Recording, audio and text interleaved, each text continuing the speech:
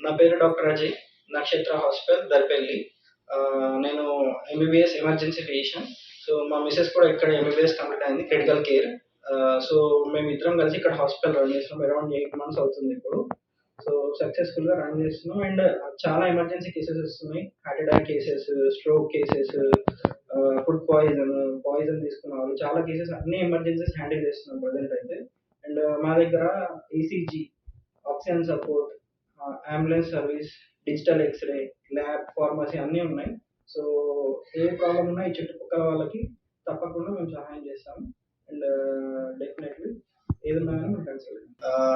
22 March రోజు మనము ఉచిత వైద్య శిబిరం కండక్ట్ చేస్తున్నాము. అది పిల్లలు లేని వాళ్ళకి హైదరాబాద్ నుండి doctor Rafia, doctor Vijay Madhuri and doctor Shruti అని చెప్పేసి ఐవీఎఫ్ ఫెర్టిలిటీ నుంచి వస్తున్నారు వాళ్ళు.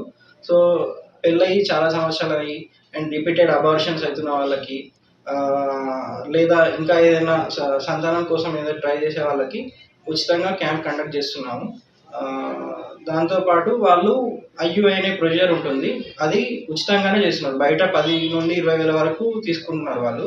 సో, ఈ క్యాంప్‌లో అవసరం ఉన్న వాళ్ళకి అది ఫ్రీగానే చేస్తున్నారు. సో, అదొకటి. అండ్ మీకు ఏమైనా ప్రాబ్లమ్స్ ఉన్నా కానీ, గైనిక్ రిలేటెడ్ ఏమున్నా కానీ సో, వాళ్ళు సాల్వ్ చేస్తారు.